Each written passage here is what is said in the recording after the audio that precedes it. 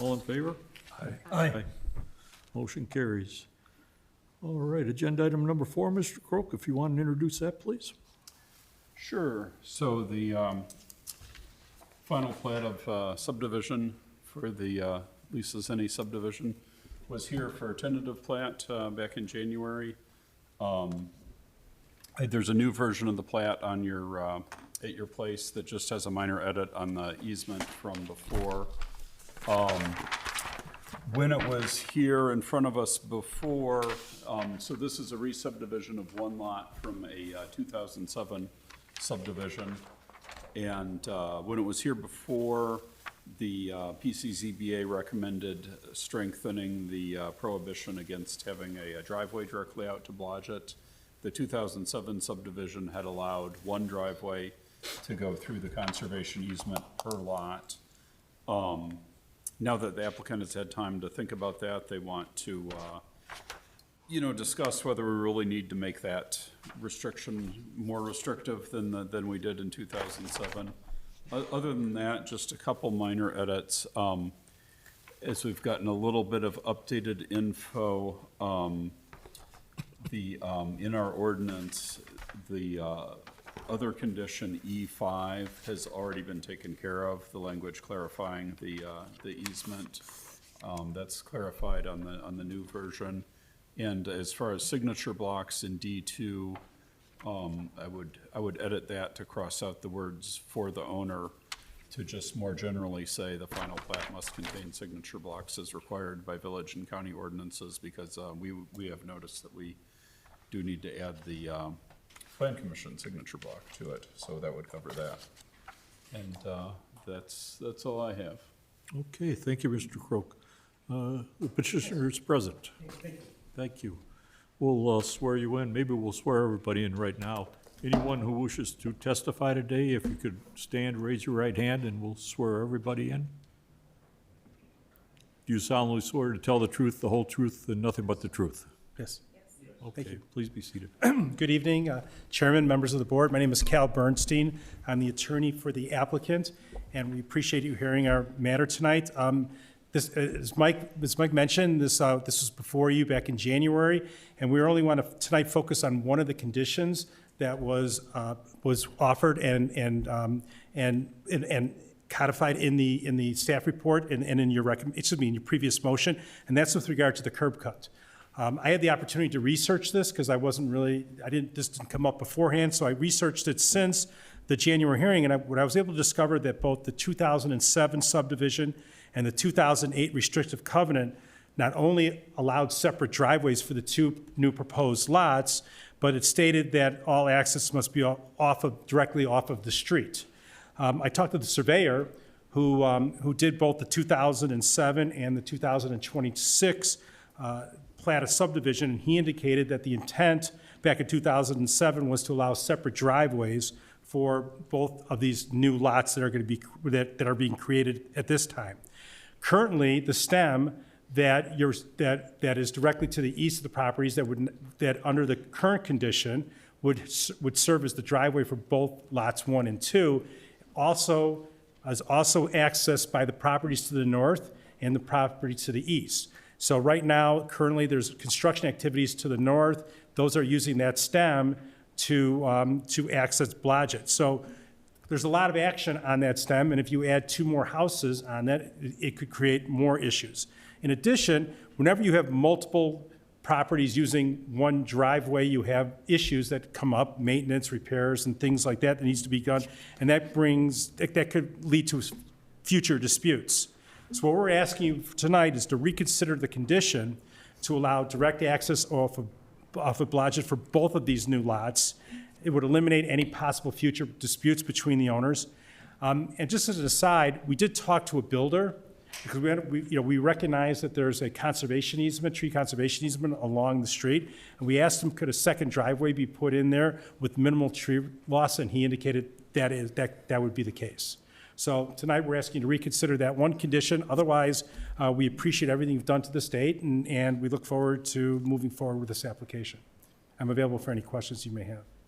Yeah, thank you, Mr. Bernstein. So one point I should make to the board is the ordinance and plat right now do not have the condition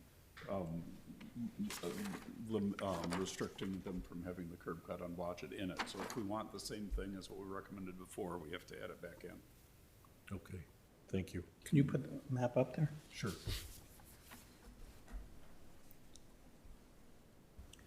So how many curb cuts did you anticipate? Just one additional curb cut.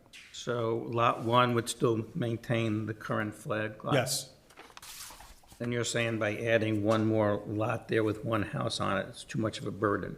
well, we're saying it would add a burden to a access road that also access to the north and also to the east. Okay, so what about the street that it's on, Blodgett, which has maybe 40 houses on it? I'm sorry? The street that is coming off of Blodgett, it's a multi-family street with many, many, many homes. I don't see that as a burden that you're anticipating with just one extra house on a lot.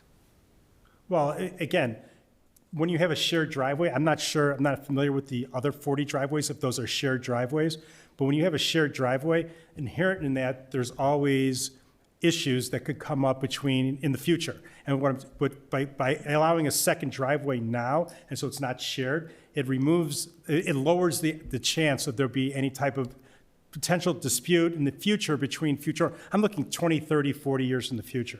I've worked on a lot of properties which has shared driveways, and that's one of the reasons why, municipalities try to avoid them as much as possible, because certain things like that can't happen in the future. Okay, so the property to the west has a shared driveway? Correct. Okay. I was also noticing... That was their choice, by the way, because... I understand. Yeah, I'm just saying it's a shared driveway. I just don't see how two houses on these huge lots will be a problem going forward. I also have a question. There's a road behind the property, at the back of the property. Whose road is that? That's the properties to the north. I believe that goes to Sheridan Road. Okay, so it kind of cuts... Yeah. And so what, under the restrictive covenant, because currently this property has access to that road, but once this lot is subdivided, they no longer have motor vehicle access to the north. They have pedestrian access, but they no longer do that. So one of those in the 2008 restrictive covenant, it basically terminated that right to motorize for these people in this lot to go north. So everything will be going south going forward. Okay. My opinion is I don't see a need for a separate curb cut for two homes on huge lots, very big homes. Thank you, Mr. Miller. Anyone else? I have a question. Sure. You mentioned that the future owners of Lot 1 and 2 will lose the right to go north through the old driveway through the farms, but are the various property owners to the north in the farm, do they still retain the right to go down through this easement? It's impossible to tell on this plat Yeah. because a lot of these easements just reference a document number that was recorded 50 years ago. Is the intention to allow the owners of those other five properties, continued use of this driveway if they so deem to do so? Currently, they have the ability to do that, and nothing we can do with this to prohibit them and to remove that right. So going forward, that right will continue. Okay, I just wanted to Yeah. have that general understanding. So different As than the far- property to the west, where only 2 lots are actually using the driveway, there's more than 2 properties using this stem. Yeah.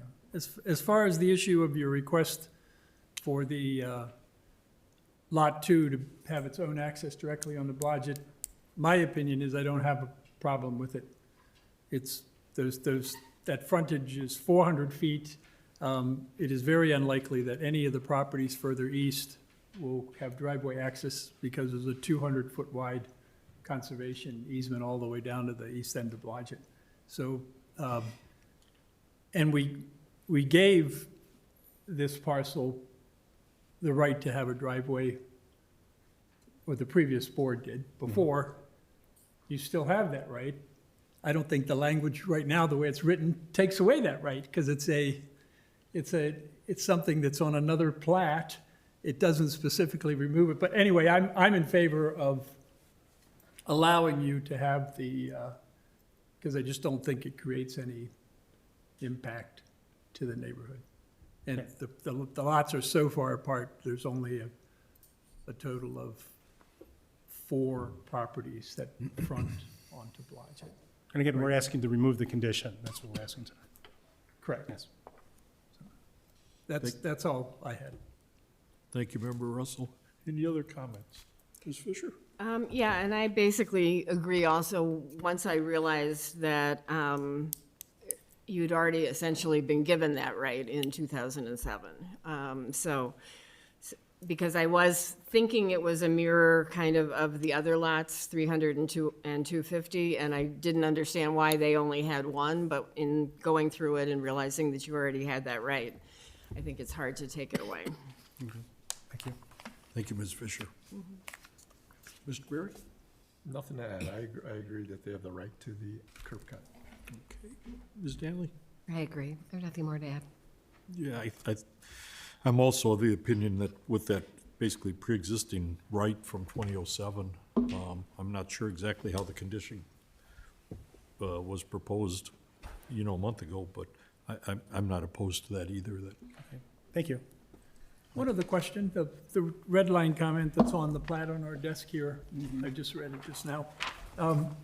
We're not intending to change the intent of collecting the impact fees, are we? With whatever language the attorney, it's just making sure we can collect the impact fees. That's right, Right, okay, that's right. okay, Yeah, we basically asked the village's attorney to draft whatever language. We're fine with that. okay. Well, before we go, we'll need a motion. Yep. I move to recommend that the village board approve the final plat of subdivision in the form of the attached approval order. With the staff edits that I mentioned at the beginning? Right, with those, Yeah. yeah, Okay, signature box, et cetera. thank you.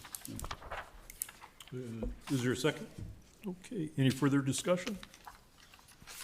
Could I have a vote, please, Mr. Cook? Sure. Member Berry? Yes. Member Danley? Aye. Member Fisher? Aye. Member Miller? No.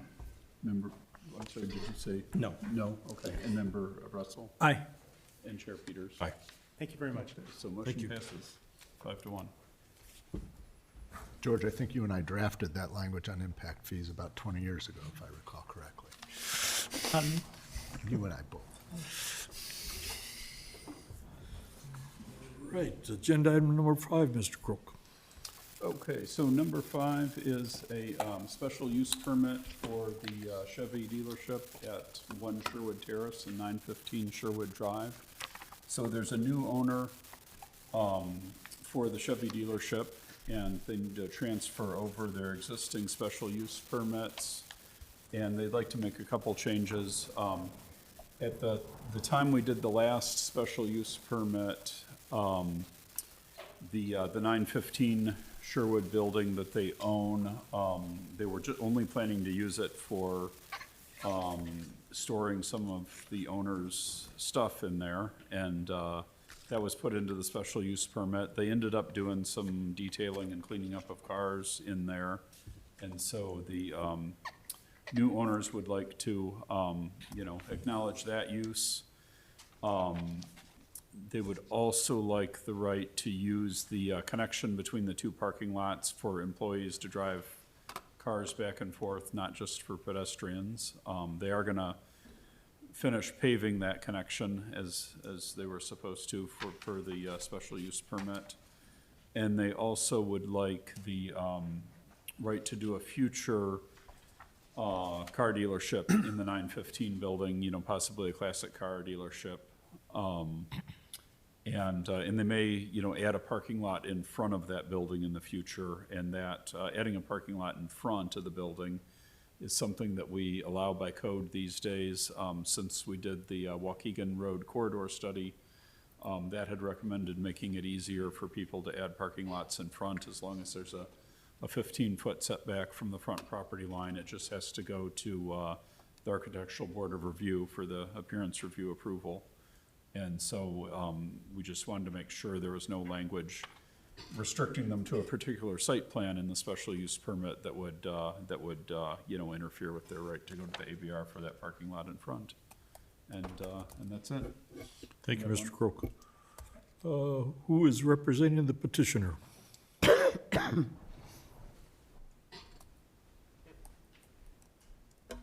Thank you. Dax Conley, Director of Development for the Cunis Auto Group and RV. As Mike put it, we're just asking for, our special use permit to be changed over to the Great Lakes Cunis Auto and operated exactly the same way. The 915 building, we would still service, detail some buildings, maybe store some cars that are to go into detail. So if the weather's bad, they will be into that building. And then as the future, Mr. Cunis has a vision, once we get here and get settled in and sell more cars, that maybe expand and sell more used cars than what's sold there today, and then possibly classic cars with that as well, as to expand into this market here. I forgot, I wanted to tell the board, I do want to make one minor edit at the suggestion of Richard Torhorst, the attorney for the Cunis Group. He pointed out that an old condition that we copied over, which is item D on the top of page 4, was not worded very clearly. The intent of that provision is to prohibit parking on the grass, but allow it in the striped parking spaces or on the vehicle display pads. And the wording could have been taken to imply we were not allowing it on the vehicle display pads, which would be, nonsensical. So we decided just deleting the words on the after or would correct the way it reads, so it's clear that parking spaces and display pads are where it's allowed. Thank you, Mr. Croak. And Mr. Connolly, we'll adopt and incorporate by reference the standards for special use and the variances that were already submitted. Who'd like to start? I just have one question for clarification. And Mike, I guess it's a question to you.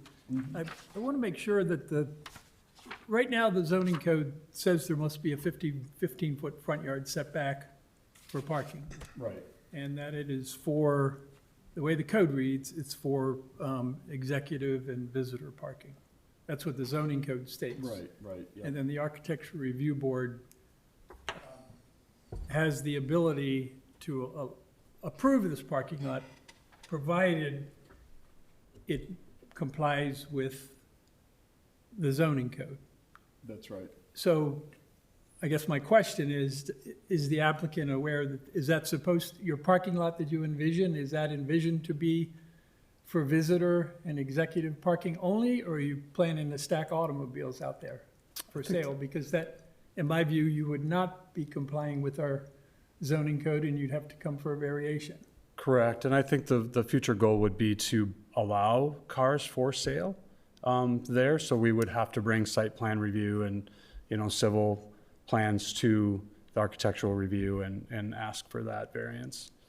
So Well, it we're would talking require- about in front of the 915 Yeah, building. in front of the that we 915 built. building, Yeah. correct, yeah. So if they do want to do that, then they'd have to come back here for a variance. Yeah, here. Okay, that's what I wasn't clear on, because I don't think that the 15-foot actually changed back into when the study was done. It was always 15 feet, and it was envisioned as part of the study that we might allow them to even go closer than 15 feet, but there was never a change implemented to the zoning code. Sure. So that's what confused me in reading this. I thought the setback used to be more than 15 before then. I don't think so, but at any rate, the important thing is, the intent of the document is that they need to come back. If they want to get closer than 15, Right. or if they want to use it for purposes other than executive or visitor parking, they must come back to the zoning board also. Understood. That's right. Okay, okay. Otherwise, no questions. I have Mr. no Bill? questions. Mr. Berry? It's not a specific question for you, it's more for us. And it's related to agenda item 9 as well, where we're going to talk about the broad idea of passing these ordinances on to the next owner. Is there a way, or does there need to be a way to audit the prior use of the ordinance to make sure that conditions haven't changed in such a way that times have changed and it may not apply 100%, so that we just carte blanche, turn it over to the next does that need to happen? Does that already happen? This is basically my lack of familiarity with the process. Yeah, that's a good question. I mean, we don't really have a formal process for it, but I think we're generally familiar with these sites. And so, you know, we generally know by digging up the ordinance and looking at it again, what, you know, what's relevant and what's not. And I know we're going to get into this on number 9, but the village board would always have the option, there'd be a report, staff report to the village board before they approve that, to send it back to this body or any other body if there was an issue. Okay. That's it. Thanks. Oh, thank you, Mr. Perry. Yep. I don't think I have a question other than, so there's going to be a connection between 915 and the other property, and that will be a paved driveway now, and somehow that gets enforced as part of the conditions, right? That's right. Okay. That's right. It's an existing drive now was supposed to be paved Right, with the special use and was not, and we've agreed to pave that. okay, okay, so that's incorporated in this. then. Yeah, that's Okay, right. okay, then I don't have any questions. Ms. Daly? No, I don't have anything other than, you know, we're always trying to encourage the L1 district, and with you not interfering with traffic and the vehicle display pads have already been done there, I don't have an issue. If there's going to be something that's going to be changed, you'll come in front of us again for those No changes. changes. So I don't have any questions. I don't have any issues. Okay, thank you. I just had a couple of questions about the driveway area. Can one, I guess you could get off on 41 and then take the proposed driveway to 915, is that correct? Correct. Are we talking about that, the drive between? Yes. Yeah, the conversation I believe Richard had with Mike was that would be really employee pass-through to be able to take the cars from the dealership to the detail lot and not be more of a public drive, but be more of, you know, an access for our employees to go back and forth, to use that drive and not have to get out onto the public road to get to that building. Okay, so it'd be basically private drive and no egress off to Waukegan Road somehow? Correct. Okay, I was just more concerned about potential safety issues, but if it's just gonna be used essentially by employees. Yep, I have Mike's no done a good concern. job of spelling that out in this, of employee. I have no other. oh, yep. Can I just ask one question? I see your sign also on Waukegan Road, like at the are you also renting that building there? The part that's by the, Lake Forest Vet place, right on the corner? That's a good question. I don't know if I've seen that sign or not, but. Yeah, I talked to Richard Torhorst about that, their attorney. They are not renting that building. Okay, so it's we're just gonna- the signage is there? Yeah, Chevy had always had a sign there, and Cunis, you know, wanted to change the exchange to Cunis to, Okay. you know, they didn't want the sign for the exchange to be there. Got They're it. sorting out their permissions as far as doing a permanent new Okay. sign. And they'll Okay, probably but have to you come don't to have the ABR building. for that. Some time of way signage that's there that directs you. I missed that when I pulled in there. That doesn't direct pretty it, big. it's your logo Yeah, and your right. name. Right. Okay, Who owns interesting. that? Ernie Samarsky, He's- the Chevy, the exchanged owner. He owns that sign He owns that property, And the that- whole property. and the there. building on there? Yeah, the buildings. So we don't know what's gonna Buildings. happen with that at this point. Right, we don't, yeah, Okay, so that's not part of this? right, it's not. Okay, thank It's a you. good question, though. Yeah. Drive by, you'll notice it. It's big. And then one unrelated question to the petition. How many dealerships throughout the Midwest? We are, between RV and auto, we are up to 53 dealerships. 14 auto, 14 RV. Across how many states? We are now in Wisconsin, Illinois, Iowa, and Minnesota. Okay. No, thank you. You give discounts. Any further discussion among the commissioners? Could I have a motion, please?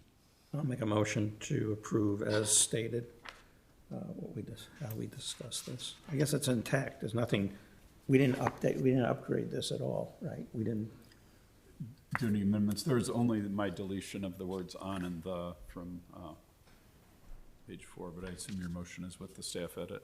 Correct. Is there a second, please? Second? Okay, any further discussion? Could I have the roll call, please? Sure. Member Berry, Yes? Member Danley, Yes. Member Fisher, Yes. Member Miller, Aye. Member Russell, Yes. and Chair Peters. Yes, aye. Okay, motion passes. Thank you very much. Next steps, Mr.?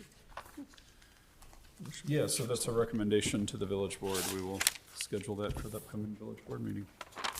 Thank you. All right. Agenda item number 6, if you could introduce that, Mr. Crook, please. Sure. So block 1, the block, at least most of it that was owned by Lake Effect Development has sold to LB Commons LLC, and the new owner is interested in changing the office space on the 3rd floor to apartments, which is permitted by the zoning code.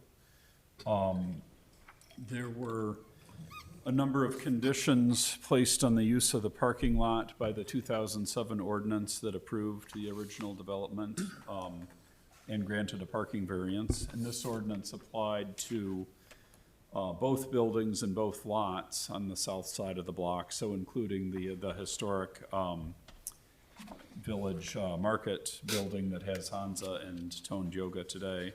They were granted a variance to limit the parking requirement to 40 spaces, 28 to be provided on-site and 12 off-site.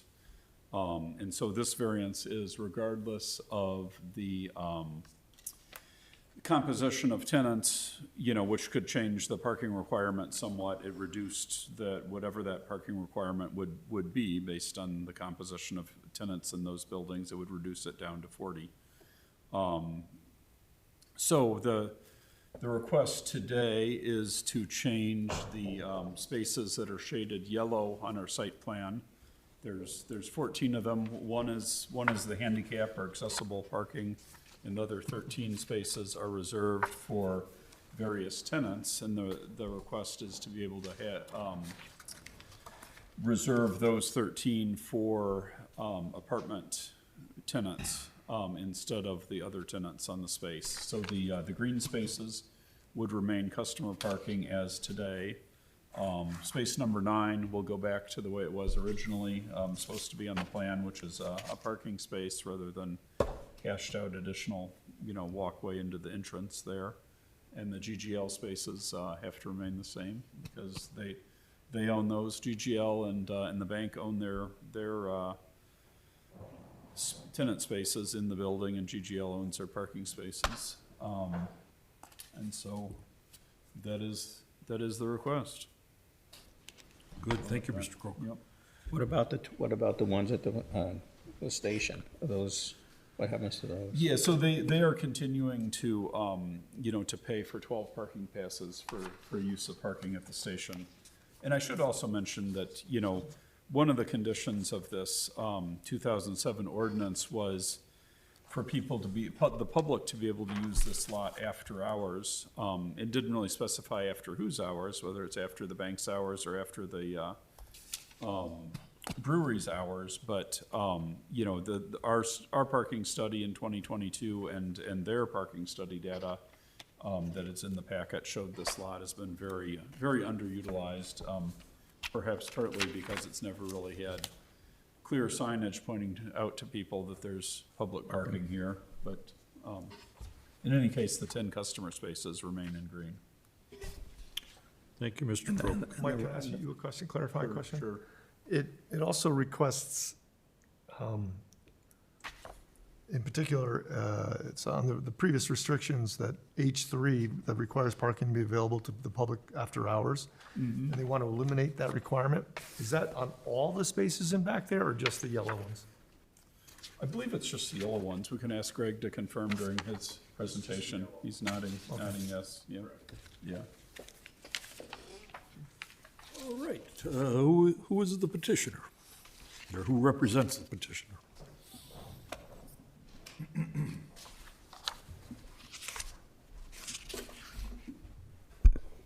My name's Greg Handrich, and I am part of the investment group that owns the building, as you probably know it, as Village Commons. And Mike, I appreciate the summary. You did a really good job of summarizing Thank you. what we're here for tonight. I won't go through it all, but essentially we are looking at potentially converting the third floor office to apartments. And we're really just focusing on this one condition, which is public use after hours, related strictly to the yellow spaces in the exhibit that was provided. What's currently happening with those yellow spaces is they're reserved for our commercial or our office users in the building. And we looked at our security parking lot camera over a number of period of times and dates throughout the year of 25.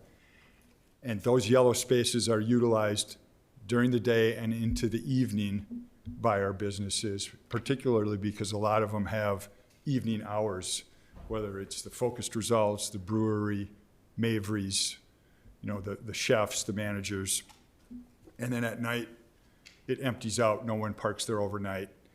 And so what we're here asking for is essentially during the day to continue to reserve those for apartment residents for the third floor, and then at night also reserve it for their use as well.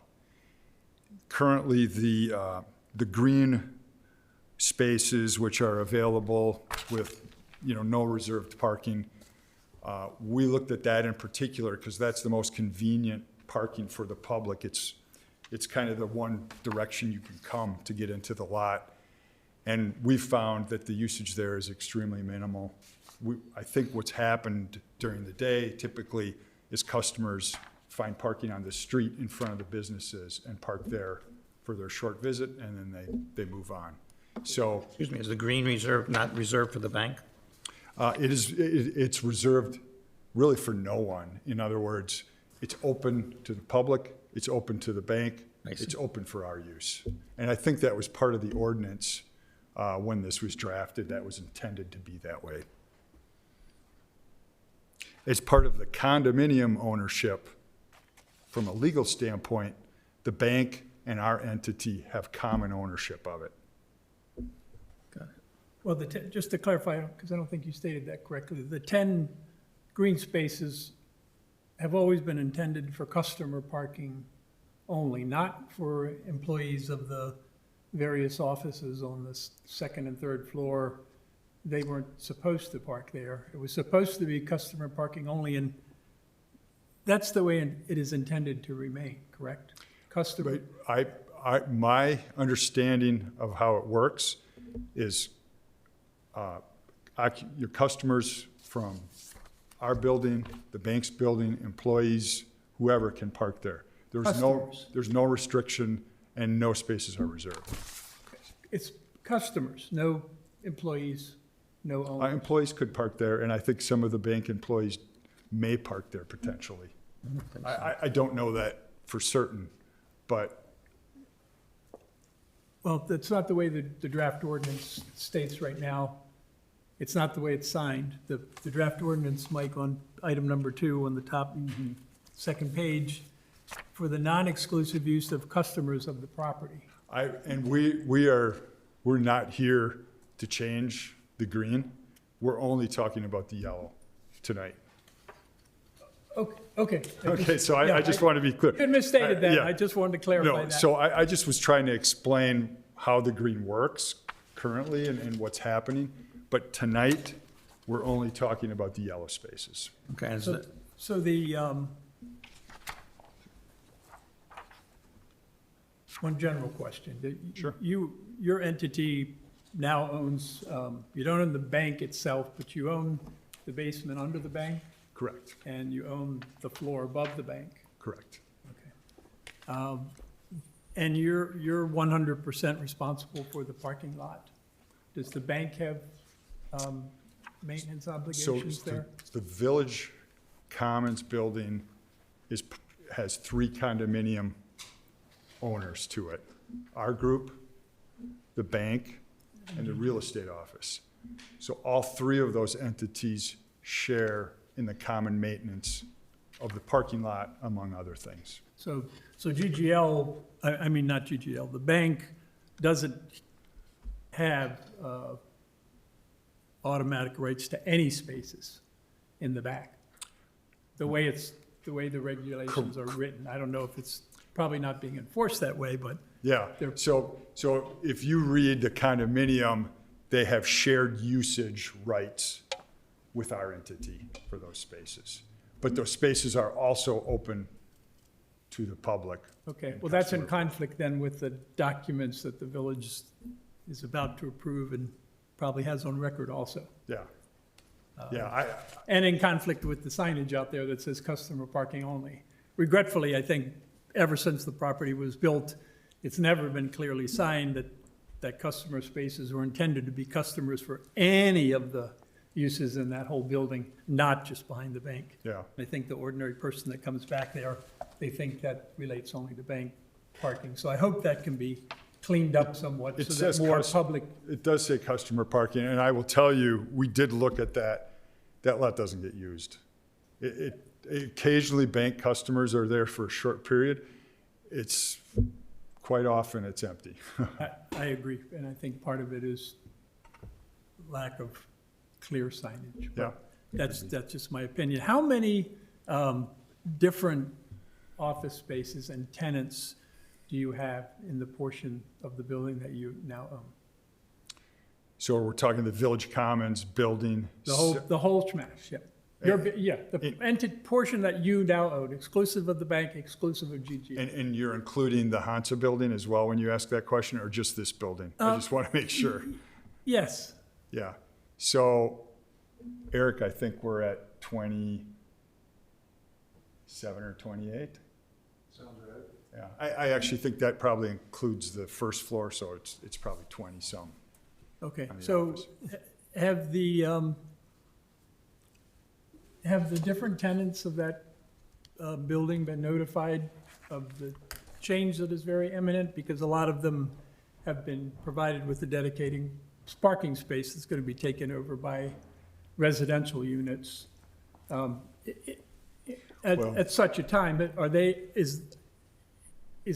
any of the tenants aware? Did we So, notify any we- of the tenants that this was?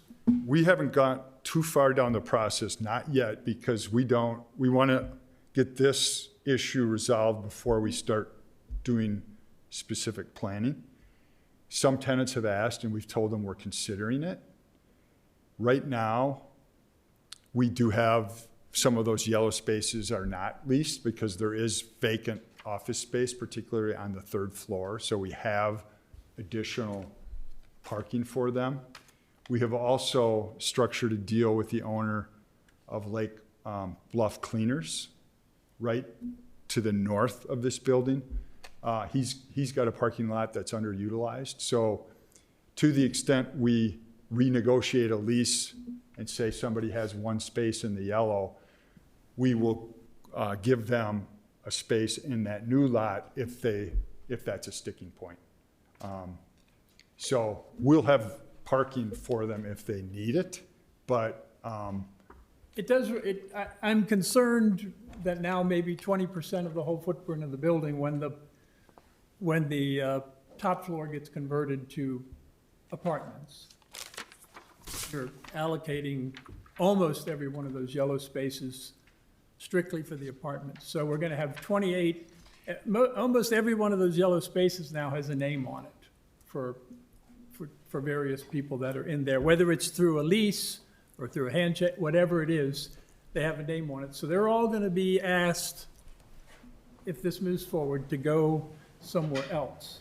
so a couple things. We haven't really spent a lot on design yet because we don't want to get ahead of ourselves, but Yeah.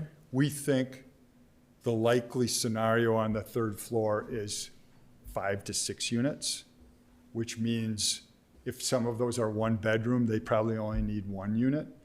So we are probably 10, maybe 12 units of parking for apartments, which would leave some of the yellow for that. We can lease up to 6 units, parking spaces, I'm sorry, to the building to the north, which pretty much would solve the problem. And if somebody really wants another space, we would pay for metro parking if that was desired. Because it's right across the Okay, so if street. that, and this is what I'm leading towards. Right now, you're taking over payment that Lake Effect is making. Drew, I don't know if Mike knows this. Every year, Lake Effect must give the village a check for 12 parking spaces. And the way this is, the draft ordinance is, their new entity would take over that required Correct. payment? Yes. Since you're, I guess what I'm thinking, what would be equitable to protect the village, I think that number 12 should be bumped up, so that you're paying for more spaces, because you're essentially, in the worst case, which I think we have to look at, you could be cleaning out any opportunity for any of these 28 other tenants to have a parking space back there. And if there's 28 tenants, there's more than 28 total employees. So I'm suggesting that the number, maybe go up to 18 or something. So that we So that you purchase pick that. up, you have an Yeah. obligation to pick up more. Yeah, we're open to that because we probably would pick up more because as we get to a certain lease and if we don't have a space, we would offer that to them. So I think that's a reasonable request. Remind me what the cost is per year for those. I have no idea. Good thing Drew's here. Yeah, I mean, $100? we would have no problem with that. 300, what is it, Drew? I'm sorry. 300 annual per space? So in the grand scheme of things, a relatively minor expense but at least to offset some of this loss. Yes, Because there's no question if you convert to apartments up there, 5, 6, or 7 units, we're going to lose. the one thing. And people, unfortunately, and this type of regulation is very difficult for the village to enforce. The regs say the employees can't park on the street, but they park on the street. And we can't track them all down, and this is going to put a lot more pressure on that end of the block. I will say this, from a planning and zoning standpoint, especially during the day, office use is much heavier on the parking. And typically, the rule of thumb is 3 to 5 spaces per 1,000 square feet. For our third floor, that's probably 22 parking spaces during the day that are required. And what you have, if you look at some of our tenants, whether they're a Pilates instructor, a counseling attorney, you have a lot of customers coming for short-time visits that add to the need around the building, on the street. With apartments, you will not have that. So Yeah, but then this is exactly my point. You're cleaning out that huge demand for a need for parking spaces and reserving all that yellow now for your 7 apartments. And it's So that's why I'm suggesting right, yeah. you should be obligated, in all fairness, to pay, I don't know how that's negotiated, but I think you should pay for more than 12 spaces, given the switch. Yeah. And then the only other comment I have is the one handicap space behind the bank. that won't change. No, unfortunately, when the building was built, the sidewalk and Oh. everything back there was not, that parking space number 9 that you said you're going to restore, Yes, in order to restore that, you've got to replace the sidewalk across the back of the bank building to get the curb cut in the right location. You have to replace the automatic door opener. yep. And I hope that village staff would make that a requirement of the change. I don't know, Mike, if you're even aware of that back there. You can't functionally use the handicap space if a car would be in spot 9, and that's why spot 9 went away Oh, okay. many, many, many years ago in Oh, order okay. to provide a functional handicap parking space. The bank has already talked to us about that. Drew has already talked to us about that. So that is something we are planning on. Okay. You know, And then take just a correction in the draft ordinance, it says that we're contemplating 12 to 14 residential apartment units, and that's just a typo on page 1 of the draft ordinance. Oh, Um, yeah, that it's- is a typo. So we'll have to get that fixed. Yep. Okay, that's all. Thank you, Member Russell. Ms. Fisher? So the only question I have then, the yellow is 24/7 for your tenants, for your residential tenants? Correct. Okay. How are they gonna access the parking lot? Through the front of the building? Correct. So just right now where our main lobby is, to come to the elevators, that would be the access. Okay, so they're gonna have to walk into the bank? No, I mean, they likely would come in through the back, because we also have a door in the back of the building from the parking lot into the main lobby. So there's two ways they can get into the office lobby, if you will, right now. And that door is in front of a parking space? It's on that concrete walk, probably right where those red spaces are, next to the building, where it says concrete walk. Right where my cursor is there. Right around there is a back door entrance into a hallway that comes into our lobby with our two elevators. Is that to the east of the real estate firm? Correct, Yes. correct. But before you hit the other stores? Yep, and a lot of our office tenants come in through there because they have reserved parking back there, so they park and they come through there and take the elevator up. Okay. And what's that like since this past winter? Is that accessible for people coming out of the building? Is it pretty well cleaned off so people can walk out that door? And So in terms of like snow, you mean? yes. Yeah, I mean, we have a snow contractor that comes on a regular basis when we need to have the walks or the parking lot cleared. And it's actually the same company that's been, running, servicing the building Okay. for years. And then the realtors, pink or red, those stay reserved for them? Yes, that's part of their condominium ownership are those 4 red spaces. Okay. I was just concerned about getting into the back there when the weather's bad, but it seems like you have that handled. Okay, thank you. Thank you, Member Miller. Oh, boy, we need housing. So I hope you're not discouraged with, I think we're encouraging to make sure that you manage the back parking area and also fund the village properly for it. But I know firsthand, but since I'm renting sort of above the florist here, that it is up to the management to make sure that during the day, and especially the farmer's market, there's people that always want to park in areas that are not designated. I have a hang tag. It's clearly noted that this is where somebody that lives there is parking. So I think there's lots of different ways that you can encourage the empty places for people to park, as well as someone renting has a spot when they come home in the middle of the day. Right. And it's not being occupied by someone else, but that's up to management. That's not a village issue. Also, the one thing, if you're saying 5 to 6 units, per person, there might be more than one car, right? So, but it sounds like there's a little bit of overlap at the cleaners you're speaking of, or the metro that you can accommodate one way or another, sounds like. Correct. I mean, 5 I or think, 6. our preliminary look at that 3rd floor, it's hard to get a lot of units because it's just how the space lays out. Right. So I think it's more like 5 or 6. And, for a high-end apartment, you would need at least 2 spaces for a 2 or 3 bedroom. For a 1 bedroom, you could probably do 1 space.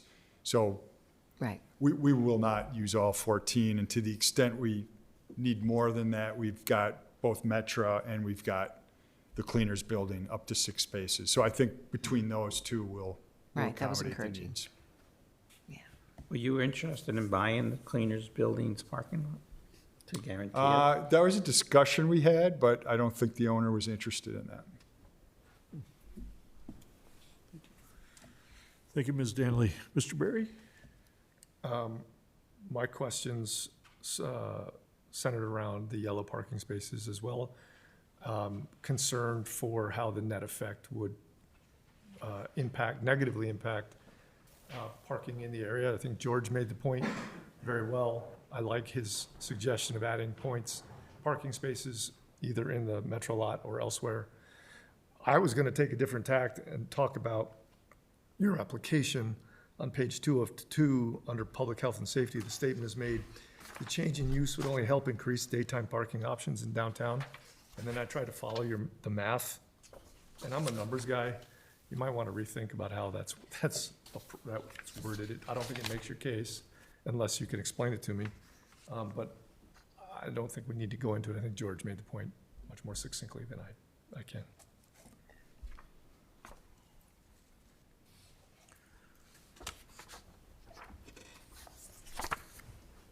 Yeah, I think that the commissioners have laid out the limited set of concerns, obviously, the additional 6 parking spots that would be purchased annually, the signage issues and things like that. I think it's an interesting use for that 3rd floor. It was contemplated back, well, I'm not sure it was contemplated when the structure was built, but even going beyond, before that, residential was contemplated in that area. So I think it's a reasonable proposition, and I'm certainly in favor of it.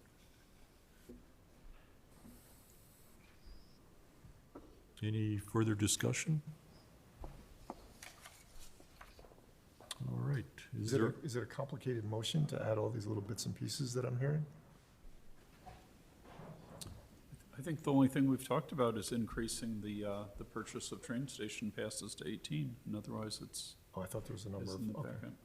And I guess I'd like to suggest, before the formal motion is made, that we say that the zoning board recommends a minimum increase to a minimum of 18, but if the village board deems there should be more than that, because in dollar terms, we're only asking for $1,800 a year, and there's, by their own admission, there's probably 20 different office spaces, 40 or 50 people.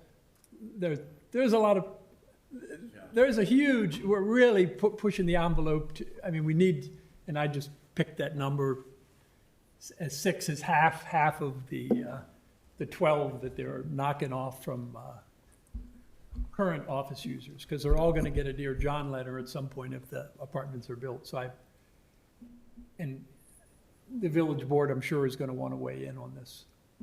Yeah, Drew Irvin, Lake Bluff Village Administrator, for those who don't know. I will tell you that over the years, that as there's been ups and downs of employees, the minimum number have always been purchased, but it has gone up over the years based off the number of employees in Block 1. So it's been over, it's actually functioned that way.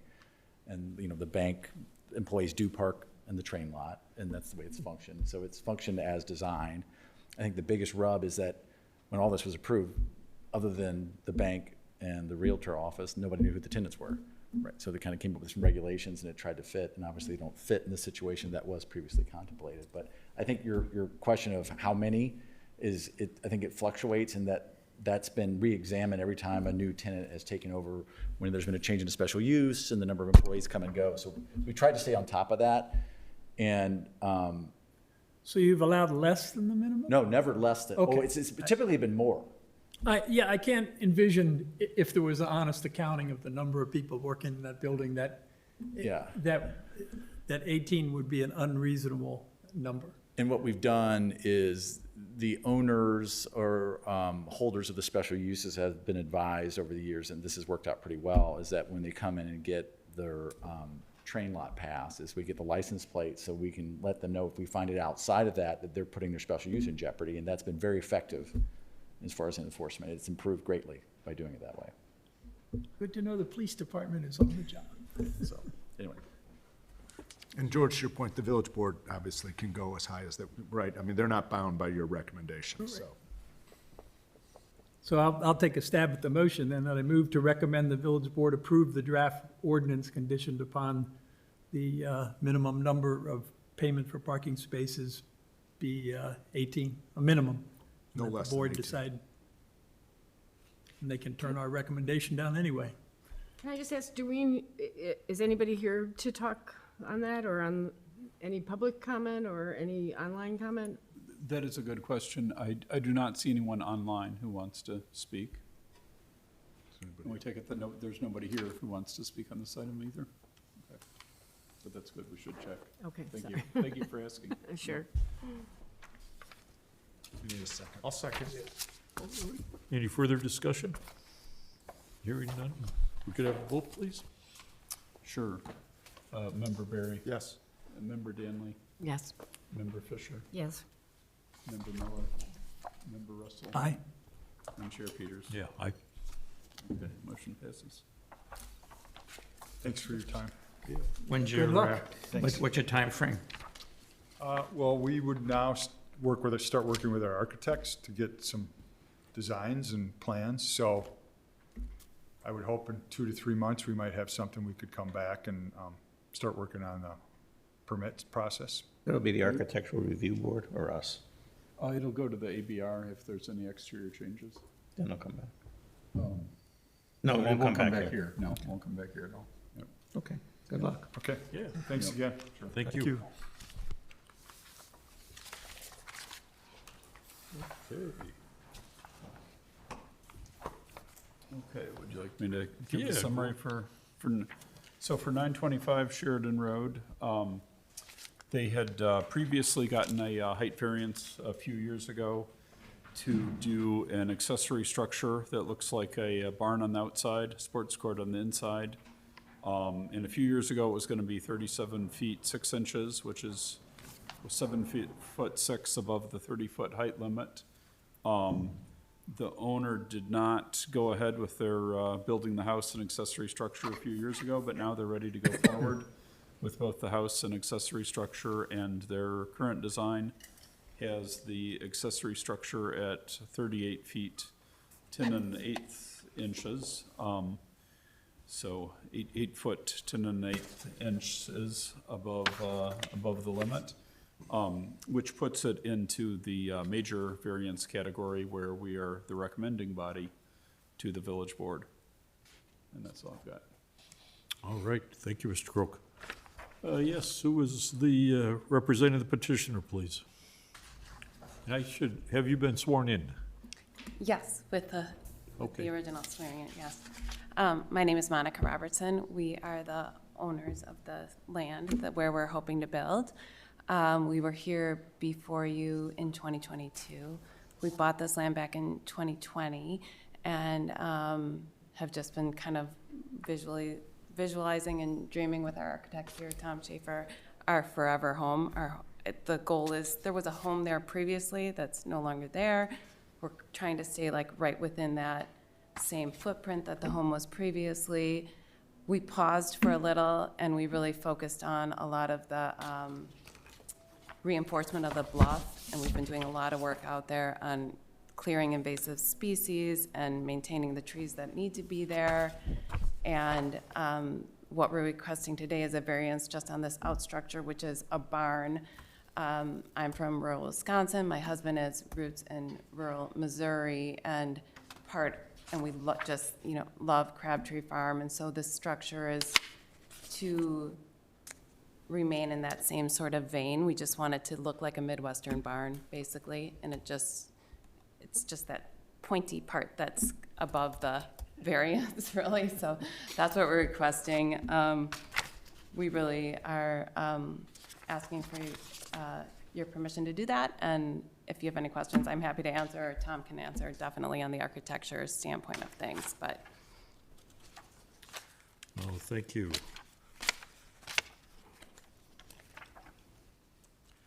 And we'll adopt and incorporate by reference the responses to the standards for variation. Thank you. Who'd like to start? Mr. Berry? Are we bound by the prior ordinance at all in our decision-making? No. No, okay. So my concern is not this, or I don't think I have questions specifically to the applicant. It's more about the issue of precedence that we're addressing in this zoning category. I was looking at the zoning map, there's a few other, is it E?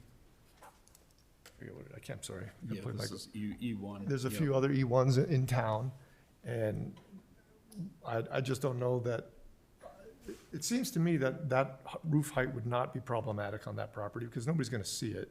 It's very set back, it's very It's very isolated. set back, yes. But I just wonder about other people coming before the committee and the village board asking for a variance based on this has already been done, and the door that, and the window, when it opens for future decision-making. So that's my concern. Yeah, thank you. I'm not sure it would have, and in fact, I don't believe it would have any precedential impact, because we look at each individual parcel individually. But it's an excellent question, and So you do have neighbors, I mean, they're kind of spread apart. How, can you put on a map where this is compared to the other properties or budget or? Yeah, let me see, was there much of a, There's a map in here. with that. where was that? Yeah.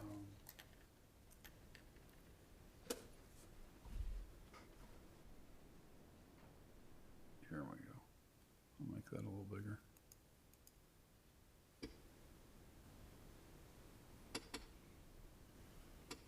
Okay, so you're just next door to the Zaney, what used to be the Zaney property? Yeah, Correct. just north.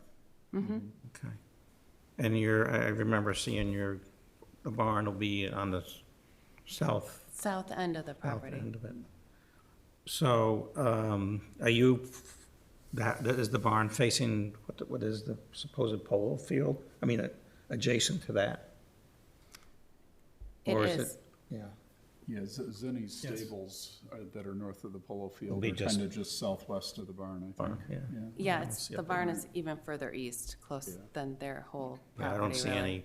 any, it's not gonna bother anybody and, yeah, okay, that's fine. thank you, Member Miller. Ms. Fisher? First off, I applaud the work that you've done so far on everything, you know, especially restoring the bluff and all of that. You know, you obviously have a few handcuffs on the property with the conservation easements and things like that. To me, this is a small request relative to the size of the property. It's not, you don't have, you know, to your point, you don't have the neighbors hovering or anything like that. So I'm not that concerned about precedent, because each of these is so different that if another property came along of a similar size, there's already a barn up there that's already taller and such, right? So essentially, I'm fine with it. You know, I like the fact that you're redoing barns and kind of keeping in the Crabtree theme, so to say, and everything. So I applaud what you're doing, and I'm in favor of it. Thank you. Thank you, Ms. Fisher. Ms. Daly? Oh, I just think you're true stewards and really appreciate it. So, and I know you've been before us and everything that you've done and fixing and restoring, and the bluff came first. And then you evaluated it. And so I have no issues whatsoever, and I would support it. And maybe you can invite us all over and we can Absolutely, yes. play a sport or two. Shoot hoops in the barn. Thank you, Ms. Danley. Yeah, I do not have any concern with the proposal. That your lot, 26 acres, way, way over the minimum lot size required. Most of the E1 lots marked in town are much smaller, 1.5 acres or 2 acres. Just as a point of reference, based on the current zoning regs, they could build a house taller than the barn and put it closer to the property line. So as a matter of right, without even coming to us. So I don't have any issue with granting you the variation for the accessory structure. Thank The you. lot is huge. It's very unique. So, No, and I would echo the thoughts of the other commissioners. When you were before us back in 2020, I know we had some discussion on the 37-foot or 37.5-foot, but I don't think it was any significant discussion. And this is a very modest increase from that. And again, commend you on all the hard work you've done on the shoreline and the bluff over the last couple of years, because that was a very, very huge endeavor. So I'm certainly in favor of this also. We're a recommending body. Last time around, we could be a definitive body, but just a little bit of a change there. Okay. Is there a motion? I move to recommend the village board approve the variation in the form of the attached approval order. Second. Any further discussion? Okay, hearing none, could we have a vote, please? Sure. Member Berry? Yes. Member Danley? Aye. Member Fisher? Aye. Member Miller? Aye. Member Russell? Aye. And Chair Peters? Yeah, aye. Okay, motion passes. Thank you so much for your time. Sure. Thank you. All right. Agenda item number 8, if you could introduce that, Mr. Rowe. Sure. So, let's see. So the yacht club is back for a revised Rio plan approval. We saw them in a workshop a couple months back. Compared to the previous workshop version, they have reduced the height of their building. Compared to their previous approved version, fall of 2024, the ridge line of the new building is 1 foot taller, 15'9" versus the previous 14'9". And the footprint is larger, 20 by 30 versus 16 by 30. That's the building footprint. The compound footprint is all the same, and all of the expansion of the building is to the interior of the compound direction. And that's about all I have. Thank you, Mr. Croak. Who is representing the petitioner tonight? And I guess before we get started, is there anybody else who hasn't been sworn in that might want to testify? We'll swear you in before we get going. Okay. Yes, if you could stand and raise your right hand. They all came for public comment more so than, It's the same thing. Yeah. Do you solemnly swear to tell the truth, the whole truth, and nothing but the truth? Okay, please be seated. Thank you. And then, if you could state your name for the record, sir. of course. and we'll get Nice to see you all started. again. Taylor Overman. I live at 360 Hearst Court. We were here in December with some tentative ideas from my neighbor. And ultimately, we're coming back with the recommendations from the village last week and ultimately from the recommendations you guys gave us back in December. And so ultimately, not to repeat what we talked about, just to give a quick summary. I joined the yacht club about a year ago, and the general consensus when I joined was we kind of have to scrap our original drawing for 2 reasons. One, a lot of the village's comments and yacht club members mentioned that they don't like the aesthetic of the current drawing that we had approved. And then also we were missing a couple zeros behind of the budget that the water reclamation was supposed to give us. So that didn't match up as far as the amount of money that we were going to be given versus what we had as far as budget to build it. So we kind of had to go back to the drawing board. And so I was asked to kind of lead the way there. So essentially what we came back with is the drawing. It's similar to what we showed you in December, but we just wanted to bring it down as much as possible to match the height that you all asked us to. But the aesthetic is a lot differently than the straight lift drawing that we had, just because it's something that we really didn't want to budge on. And we really like the aesthetic of it, the character of it. You know, I'm not from here, but I got here as soon as I could. And I think what drove a lot of us to move here was just how beautiful this place is. Every house is different. There's tons of character. And we kind of want to set the precedent for the best part of our town to have a beautiful building that looks very nice. And when people walk down there, it's you know, complimented and something that we are proud of, right? And so, again, we went back to the drawing board and built the building we did. It is a foot taller than the straight lift drawing. It does not have a hip roof. We still have the dormer for a couple reasons. Obviously, you remember back in December, we did come with a staircase up to a loft for storage. That was obviously not favorable, so we still need storage, especially after talking to the village last week about having the safety stuff being able to be chargeable and everything be well maintained so that if they go off onto the lake and we have all the equipment we need to be safe. So essentially the dormer for us, I mean, selfishly, I think it looks nice. Secondly, it allows us to still store really light stuff from a pulley system. It allows natural light. We're working with the Park District right now to get electricity, but that is going to be something that we're really adamant about having electricity, whether we have to run our own line or we can hopefully borrow from somebody. We're thinking the highest probability would be the Park District. So ultimately, we just tried to bring the building in as much as possible, still maintain the aesthetic that we hope to have, but also be able to store, because the drawing that you approved last year was actually not even, it was barely big enough to just store the Zodiac boats. And so I wasn't here for that. I don't know what that looked like, but ultimately it was approved, and it was gonna be crammed. So ultimately we were trying to build something that would allow us to store all the things that need to be stored inside, bring character down to the beach, and really just, accomplish that. So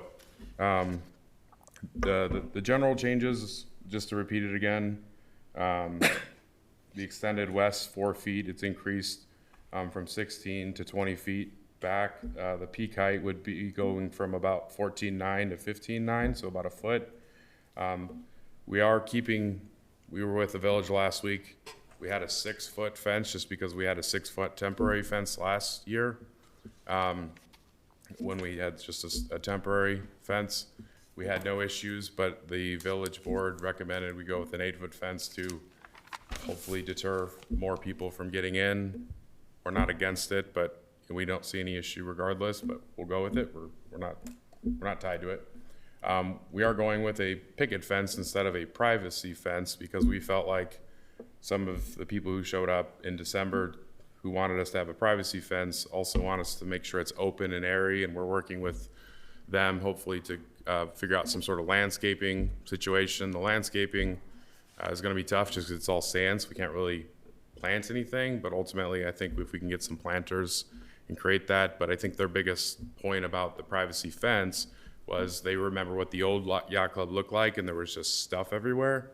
We're going to be pretty strict on keeping it very clean, organized. If everyone went down there last year, it was literally just boats and oars, and that's it. There's not going to be coolers. There's not going to be trash, beer cans. That's not what we're going. It's not going to happen. So I think ultimately, if we can, sorry, I missed the whole point of why we're doing the picket fence too. From our fence, the person who gave us the quote for the fence, they said if we had a privacy fence down there, it's going to create a sail when there's a large wind off the lake. And so if we do want a privacy fence, we're going to have to find a way to ground it really far down, and 5 feet under the sand, or however far it is, I'm not really sure how far it is the tank. And so we can't really go far down and ground it. So I think ultimately for us in the yacht club, we think the open fence is nicer. It keeps, the feel down there open and airy regardless. Privacy fence would just create more wall, less view of the beach. And I think the feedback we were given last time was people don't want us to create bulk. And so by having a fence that you can see through would create less bulk in our opinion. So again, I'm not sure if I missed anything. I think that covers very well everything. Open any questions, concerns, insults, anything. You're getting ready for it. Who'd like to start?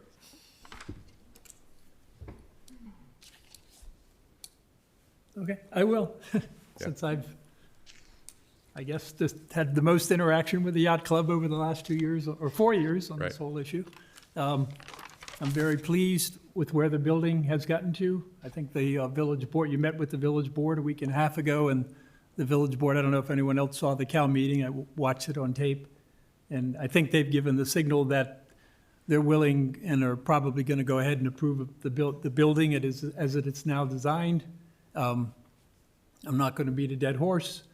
Personally, I think that when the average person that goes down to the beach and they're not a yacht club member, they're going to turn the corner and they go, wow, why did we allow that box right out on the edge of the beach? But so be it. That's my own personal opinion, but I'm going to vote for the building. The, funny though, I feel that a 6-foot fence down there would be adequate as long as it's opaque. I think looking into I hope the board and the architectural review board probably will have the most jurisdiction and impact on deciding what type of fence, because you will have to go to them also. But I personally think that looking into the compound with, as you explained to the village board, there's no roofs over the racks. So members that are concerned about their boats are going to throw tarps of all different colors and ages over the boats, or a lot of them to protect them from the sun. I think having a fence that's not too high, but is opaque, I think a board-on-board fence that has alternating panels that would allow the wind to jog through structurally with 3-foot 6-inch foundations, no issue with wind if it's built properly. So I'm hoping that the board will recommend an opaque fence, because I just think visually it will look much better looking into the compound where all the boats are stored. And then the other thing that the village board brought up, they're very concerned about safety and the electric. And I'm hoping our recommendation mandates that if you build this, that the electric be provided. I'm totally convinced that there's enough power going to that south shelter. The contractor that built that huge tank down there for 2 years had all kinds of pumps coming off of the power for that shelter. The pumps draw an enormous amount of power. All you need is lighting and a charger for your communication system. And the Park District indicated to me that they're perfectly willing to work with you, and if the power is available, they'll give it to you. So those are my only two issues. No, thank you, Member Russell. I Member Miller? I think from I wasn't here for the original presentation, but from what I read, I think this is a marked improvement, and I think this meets all the qualifications that was asked for, and I think that 1 foot in building height is not any big deal, and I would go with the approval on this. Thank you. Thank you, Member Miller. Member Fisher? Yeah, I agree. Thank you for pulling it back, making the changes that you made. George, I have a question. So are you requesting that the 6-foot fence is not really our jurisdiction, or? No, I was just suggesting You're that just suggesting it for ultimately, the normally fence architecture. styles Right. are approved by the architectural board review, and they're gonna have to comment on the building style. They're not really supposed to be commenting on the size of the building, because that's our charge and where it's located. So I hope that's communicated to the ABR to remind them of what their charge is by code. But no, I'm suggesting that. Right. That our board will only recommend if the village board wants to go up to 8 feet, but I think the site would look better with a 6-foot opaque fence. Right, but we wouldn't incorporate that into our motion. We would. And then if the ABR, though, can adjust it, or the Oh, village board okay, can. I see. At I least see. that's my suggestion. Okay, and electrical obviously being part of it too. Right. Okay, otherwise I'm in favor. Yeah, thank you, Ms. Fisher. Ms. Danley? I agree about the fence, and I would really encourage us to mention that as well. I think, even walking down there and feeling that we, all about scale, so don't have an issue with the other heights, and the building definitely is promising, and you certainly need it. But the fence, I think the wording can go under our jurisdiction. That's what we'd prefer, and just to, if you don't, am I allowed to talk, or? Go. Sorry, I'm I'm getting zapped right now. So. No, I just wanted, because for us who don't have a lot of money in this club, we want to go 6-foot fence as well. If we go down to Lake Forest's beach, we went down there with our kids to go to the playground when it was 60 this past weekend. They have no fence, and all of their racks are full of kayaks and paddle boards, and no one touches them.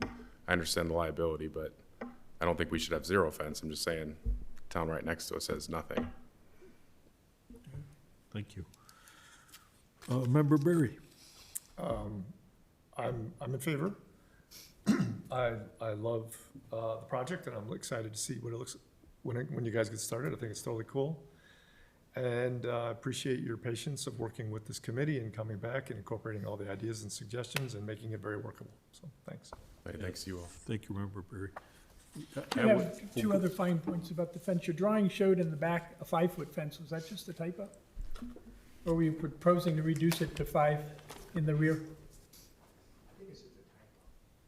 Okay.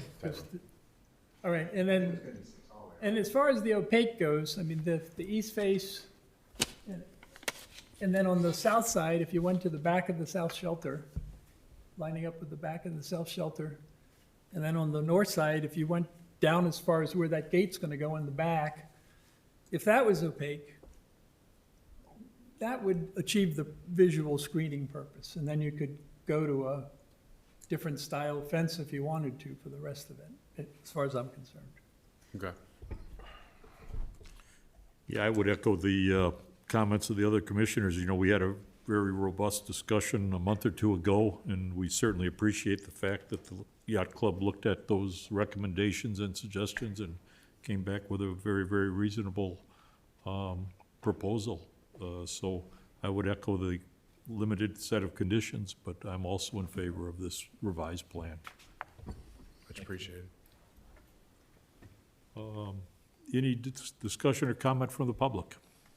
And please note that we reviewed the various letters that were submitted, and they're all incorporated into the record also. Is there a motion, please?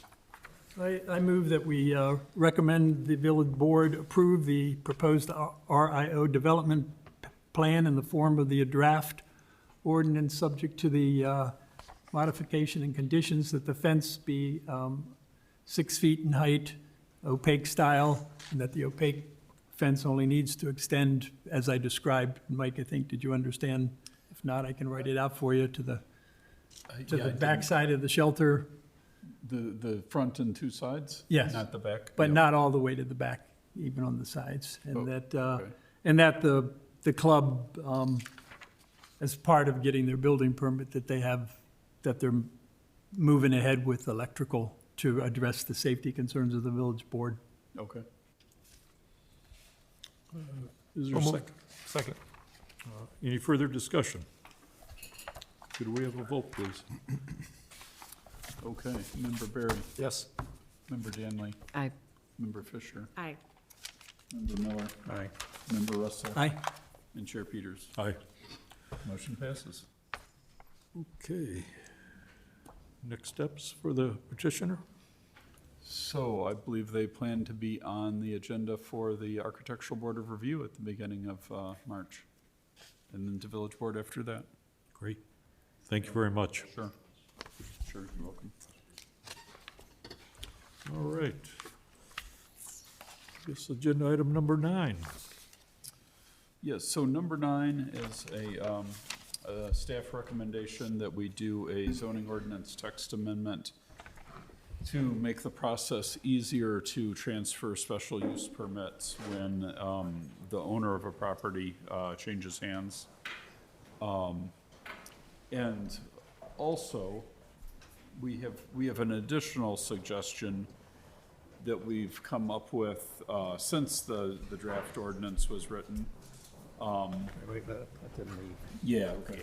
Wait. Give them a minute.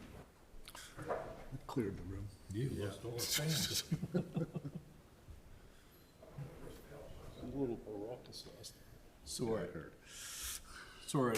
our additional suggestion is that we also consider eliminating the requirement that the owner be the applicant for a special use permit and allow anyone who has a contractual interest in the property to be the applicant, which is consistent with our other zoning approvals and would allow, tenants who have a lease on the property to be applicants for a special use permit. Oh, thank you, Mr. Croak. Personally, I think it's an excellent idea. I think we brought it up in the past when we've had transfer of properties.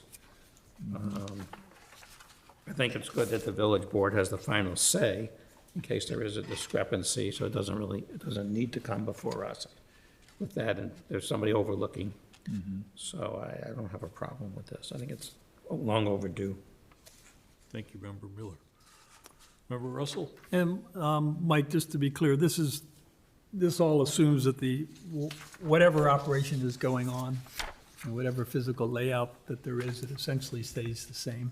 Right. And that when the new owner comes in, this would only apply for change in ownership or, as you just mentioned, a contract purchaser. That's right, yeah, Okay. so if they actually want changes to the special use permit, then they would They've still still have gotta to go come through the back here through the process. process. Yep. Thank you, Member Russell. Member Berry? I had asked the question whether it was agenda item, whatever, earlier on. Similarly, I think it might be worth putting some language in it that we need to verify that the conditions or the times haven't changed in such a way that we can't just carte blanche roll over into the next tenant or the next applicant, that there has to be some checks to make sure that it still makes sense to grant that ordinance to them. So, an audit or something. I mean, that recommendation makes sense to me, and just a little bit of oversight, a little monitoring. And just note also that this problem is the way the actual special use permit ordinances have been written. So going forward, this problem will start to fade away because new special use permits that are going to be written, the ordinances, will have language that makes it clear that just the change of ownership does not require a public hearing and everything. It's just the way the ordinances have been written in the past. The language just said the special use is granted to that specific applicant. And because of that language, we get stuck with this process. So, just for an example, the auto dealership, because he's doing some changing with the other building, would that automatically allow him to just change, would that have to come before us? He would have to come before, yeah, because he's making He changes. makes a change. But like for sports cars, changed hands, and it was just changing the keys. You're the owner now. And so, but they had to go through the process. Fortunately, that ordinance was written at a time which it did have some flexibility, and the board was allowed to do that. But we said, this needs to be the process for cleaning up some of these old ones that'll eventually come forward. Like even the block 1, 2 of the tenants in there, the special uses, are for the owner and the tenant. So this will allow that transfer to take place, and we had told Mr. Handrich and his other investors that, look, we'll try to clean this up, because we think you're not the only one affected by this, so that was another example. So the question I have is, Mike, when you said the new idea that came where it's for the owner or the tenant and doesn't need the owner's signature, and so, is there any reason to want the owner to, I mean, I just remember one instance where it wasn't a special use permit per se, but it didn't sound like the owner understood that a person who wasn't even under contract was putting forth an idea. Yeah, just, is there some way, you're only saying then a contract purchaser, so they're already under contract? Well, no, I was saying someone with a contractual interest in the property, meaning like someone who has a lease on the property. Okay. Could be the applicant. Okay. Yeah. And the language says, right now, any new owner or occupant in the text. So I think we've got it covered also. Oh, okay, good. Yep. Okay, yeah, so that would be my only question. Any other comments or questions from the commissioners? All right, I guess if we could have a motion, please. Just a motion. I don't think there's any addendums to what we just discussed, is there? Recommendation to approve the. Just recommend, as stated, to approve this. Second. All right, any further discussion? Hearing none, if we could have a vote, please. Okay. Member Berry? Yes. Member Danley? Aye. Member Fisher? Aye. Member Miller? Aye. Member Russell? Aye. And Chair Peters? Aye. Okay, motion passes. It's 8:30. Yeah, I can't believe how quickly we did that. We're not done yet. What do we have? Agenda item number 10. Yeah, staff report. I don't have anything for staff report.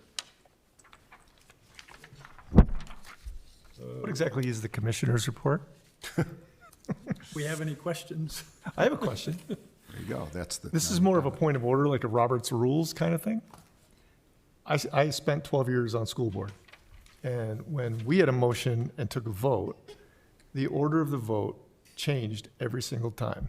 That way, and I've noticed, I've only been to 3 meetings and however many votes, but they've always been exactly the same order. That gives the person at the end, if there's a tie, a lot of power. And in school board, the way they got rid of that is they randomize the order every time. And I'm wondering if there's a rules that we do this for a reason here, or would it make sense to be more, not look like we're less likely to be biased by, making it a little more randomized? There is no rule. You can do it however you want. Drew, I think at the village board, it starts with somebody new each vote, correct? Yeah. Yeah. Previously, we did it, we mixed it up. Yeah, you guys. I think Mark has a good idea, because actually it puts you in the hot seat, being the first person that has to register Well, every time, yeah. every time. And being the newest guy on the block, it's kind of a tough spot to be in. Yeah, that was my spot. I think that's a reasonable recommendation. Just a thought. We can mix it up. Yeah. Okay. That's my commissioner's report for today. Appreciate it, Mark. Any other questions? Yeah, I have a question, and Drew, I don't know for you or Mike, but we all learn about these things through rumors, but, and I think before we get this packet, some of us weren't aware that Block 1 had been Changed hands. purchased, and it's a pretty big deal in our community, and I mean, as part of the normal staff report, have you guys known about this for a couple months? And it would seem that something this big, you might want to, especially when we're talking about the R5 regulations right now, Yeah. that it might, just as a point of observation, it might be a good thing to say, hey, by the way, there's now a group that's outside the village that has taken ownership of one of the most important commercial blocks in town. I agree. Noted. That- The village board was made aware. Yeah. And Has- there was some closing dates that were pushed, and then so, but yes, we can, Then- if it's of significance, we'll do our best to let you know. But it Once was it also happens, I understand during a negotiation or if there's any type of legal transaction going on that the village board might need to discuss things in executive session. And is this the same, even though it may not be on paper, LLC-wise, because all these property owners, bigwigs, they create 14 different LLCs, even though in reality it's the same 3 guys. Is this the same group of people, men or women, that have acquired most of Block 2? It's some of the same, I don't know if it's exactly the same, but it's a lot of the same. They're taking over the town. They know a good place to invest in. Interesting. And has this group, I don't know, how long have they owned most of Block 2 then? starting like 8 or 9 years ago. Yeah. Oh, that long? Yeah. This same group? Yeah, right, yeah. I was gonna say 5, but time fly, I don't know. No, it was relatively soon after I started here. It all blends together. So, yeah. Yeah, because I admit, before we got this packet, and I think I mentioned briefly to you, that I kind of started pulling tax records, trying to figure out, because I had heard the rumor that Block 1, quote unquote, the whole thing sold. And I was like, okay. So I started pulling the tax records, and it looked like it had closed in November, in the tax records anyway. So not the bank building, not the GGL building, but the third Rest of the portion block, of it. yeah, South And block, yeah. then I started tracing addresses, because LLCs, as you said, every LLC is a different thing. I started pulling addresses, and then I was getting to all of similar people to similar names, many of them, to Block 2, and then the corner of Block 2, and it was just like, okay, just kind of discovering this seemed a little like, should we, could we get a little alert on something like that? I feel the same way. And even, when we have big things coming on Stonebridge, you mentioned it, I know, at the chamber meeting, that may be coming online. So if we could get whatever legal hints could be given or something, just so that we know, Yeah. okay, this is coming, Yeah. and it's the same owner, or it's different owners, or it's, whatever. that I would feel more comfortable sort of having a bigger picture, I guess. Noted. So is this group in any way driving, I mean, behind the scenes? Have they been meeting with staff? Are they driving any of the work that we're giving Tesca to do to possibly redevelop all of the regulations for R5? I've been a little, ever since Tesca presented that Yeah. exhibit to us, or whatever you want to call it, where they showed all the different block diagrams and the complete rebuild of the entire R5 district. I'm really uncomfortable that, I'm not sure that I'm never really sure what we're trying to do, if we're trying to do too much. I know that in the plan, when we adopted the new plan, we wanted there's been a recognition that the R5 regulations are too restrictive, that practically nothing can be done multifamily-wise in the R5 district, but it seems like we've taken the approach that we're going all the way to the opposite end of the spectrum and trying to develop these concept plans for a complete redevelopment of our R5, and all the angst, that we had the group of neighbors come when they see these drawings with the 3-story buildings on an entire block where there's now 3 or 4 smaller 2-family units or something. And I don't know what the right answer is, but I'm literally just thinking out loud and letting you know what I think, but it concerns me a bit what we've seen from Tesca, and how, I don't know what it costs us each time Jody comes in with one of these new fancy exhibits. But I know when I voted for the change to the comp plan and the 1 or 2 sentences that's in there about R5, I thought we were going to have more of a detailed look at there's only about 4 paragraphs worth of regulations for R5 about tweaking some of those individual regulations and not jumping into a full-blown plan for what R5 could look like. I don't really know where that in the end gets us. We end up having another Tesca plan that ends up on the shelf, and because the redevelopment is always driven by the people that are willing to pay for it and the people that are willing to sell. I guess I don't want to spending a fortune on Tesca for something that's going to end up on the shelf. But on the other hand, I do acknowledge that the R5 regs are very restrictive.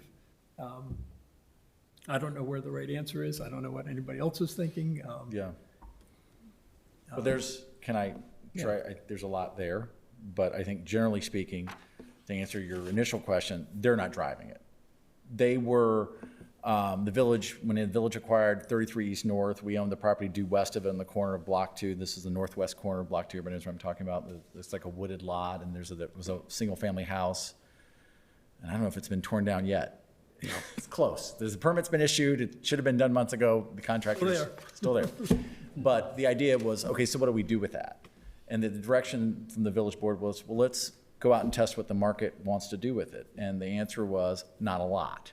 And the idea was, it's really hard to develop, as you've seen, such a small development site.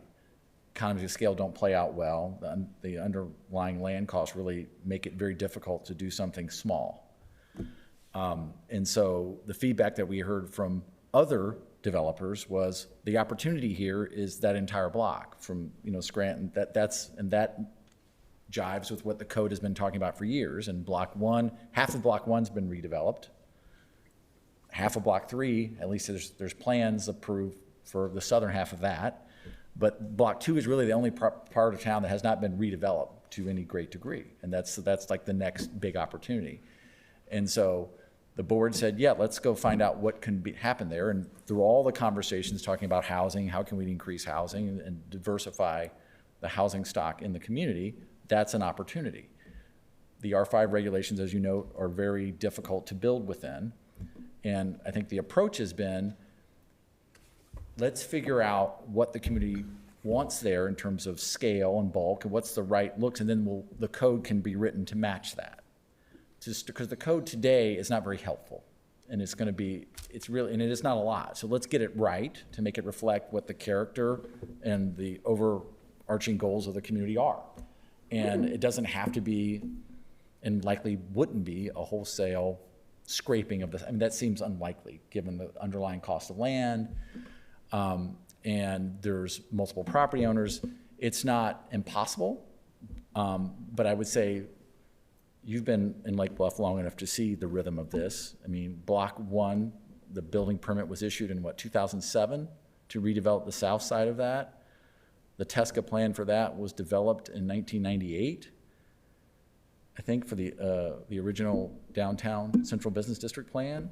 Things don't happen overnight. It takes time. There was multiple swings at Block 3 before something ever, connected.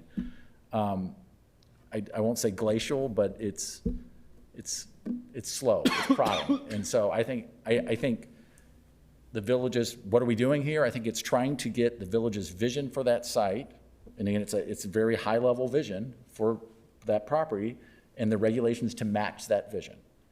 I would be very surprised if the village created opportunities to create product there that doesn't fit the character of the community. That has not been the village's style. I don't see that changing. I think it's going to take a while to find out what that is, and I think it'll be slow and prodding.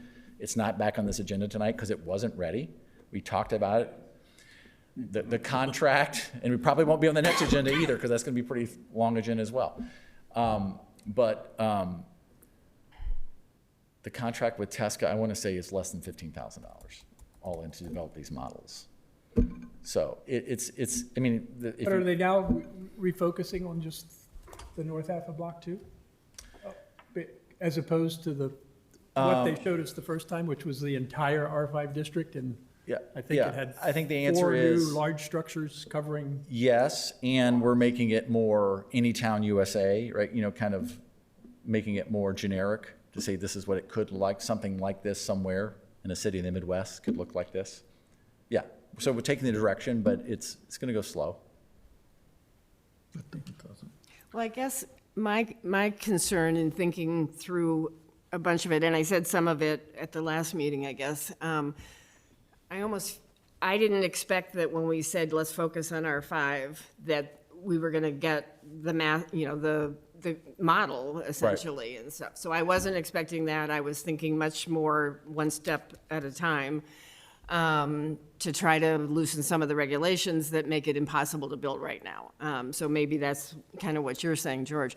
But I also kind of am, if we look at that plan that they came back with, and I know it's now being tweaked and everything, I guess there's the part of me that wants to know who we want to be, who Lake Bluff is going to be, because if we start, I keep driving around the R5 and it works, and I am terrified of freaking out a lot of the people that live there and stuff, because I think that it's not going to happen overnight, and it concerns me that by the time we, if we say this, and this, our developer's going to pounce, there's that. But then second, are we gonna build 120 East Scranton pricing all over town, which is a whole different thing, I think, than what we currently have in Lake Bluff right now. I mean, that's less diversity than we have right now, and I know we don't have diversity. But, so a lot of that stuff, I think, rattles around in my head, and I'm just like, where are we going? What do we want to be? Is this really? And then I still question the fact of, aren't we giving away the store kind of to say, okay, here you can do this, and this. And I still think a developer would be better off coming to us with ideas, and maybe we'd get more negotiating points, but that's me. Yeah, well, and one, they won't come if there's not a match of the vision and the regulations. They just won't, and that's what happens most of the time, and that's why nothing happens most of the time. Mm-hmm.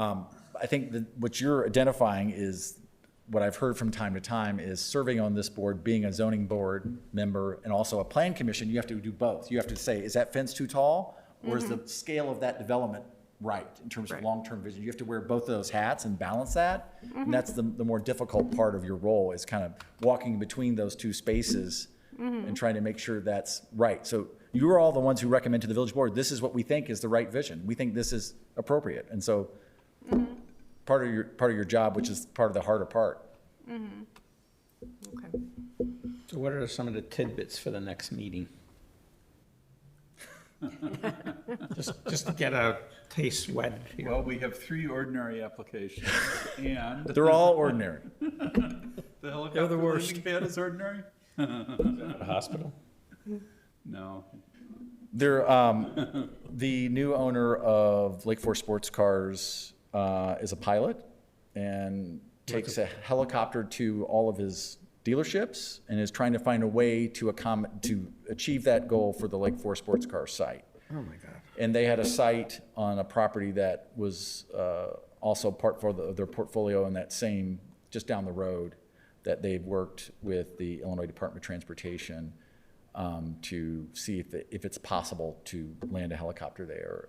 And so we told them they need to talk to their neighbors, and we discouraged them. And we told them that if they were going to pursue this, that they should probably come in and do it informally first, so they wouldn't be overly invested in something that may not have legs. Full disclosure, so. Yes. What else? Is there any news Just on the- residential variances?